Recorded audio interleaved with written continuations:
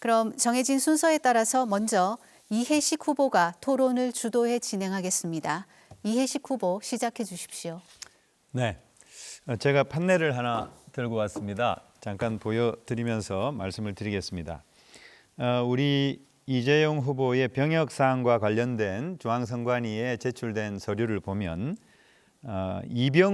육군 이병으로 제대를 했는데 보니까 나브텍이라고 하는 주식회사에서 근무한 것으로 봐서 현역은 아니고 보충역이었던 것 같습니다. 보충역이라면은 당시 병역법상에 공익근무요원이거나 전문연구요원이거나 산업기능요원인 것 같은데 이 중에 공익근무요원은 공익기관에 근무해야 되니까 아니고 또 전문연구요원은 석사 이상의 학위를 가져야 되니까 또 아니고 결국은 산업기능요원으로 가신 것 같은데 산업기능요원이라면은 결국 이런 그야말로 산업기능의 자질을 가져야 되는데 이재용 후보께서는 경영학을 전공하신 분 아니겠습니까? 주로 이공대 분들이 가는 산업기능요원으로 군에 갔다는 거 이게 좀 어떤 건지 한번 설명을 좀 부탁드릴게요. 네, 그 병역 특례 맞고요. 그 산업기능요원 맞습니다. 그 산업기능요원 지금 잘 그 당시의 법을 모르셔서 그러는 것 같은데요. 4년제 대학을 나온 사람은 시험을 봐서 기능 자격 시험을 봐서 그 국가 공인 자격 시험이죠. 그걸 봐서 충분히 신청할 수 있었습니다. 후보의 산업기능요원 제가 됐고요.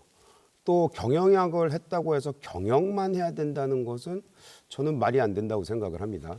일단은 이해식 후보님께서 어떤 과를 나오셨는지 모르는데 뭐 정치 외교과를 하셨는지는 모르겠으나 어찌됐든 간에 자기가 알겠습니다. 공부한 영업에서만 하시는 건 알겠습니다. 아니라고 생각하고요. 그때 당시 병역법 38조를 보면은 지금 말씀에 해당되는 사항이 없기 때문에 이 점은 좀 추가적으로 해명이 돼야 된다 이렇게 생각합니다. 여기 보면 공업, 광업, 에너지 산업, 건설업, 수산업, 기간 산업체에 종사하고 있는 사람, 그리고 방위 산업과 관련된 산업체 연구기관에 종사하고 있는 사람, 국제적 수준의 기능을 가진 사람, 국제적 수준의 기능을 가진 사람일지 모르겠는데 이것도 보면은 기능 특기자로서 국제 기능 올림픽 대회에서 3위 이상으로 입상한 사람을 말하고요.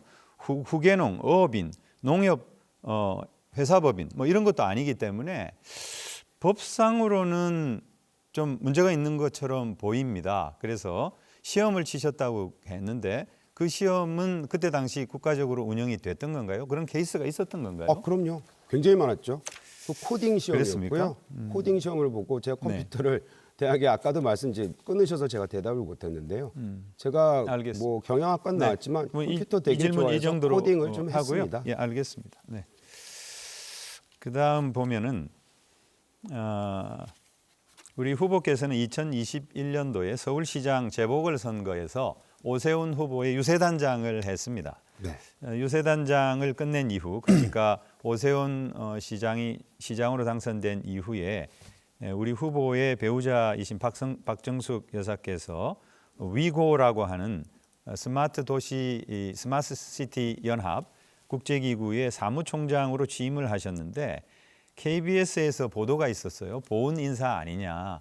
오세훈 시장의 선거운동을 열심히 도와준 그런 보훈 인사로 된 게 아니냐 이런 보도가 있었습니다. 제가 위고를 보니까 서울시 세금이 70억 원이나 들어갔고 사무총장의 경우에는 연봉이 1억 2천만 원으로 나와 있었습니다. 그리고 2명의 서울시 공무원도 파견하고 있었습니다.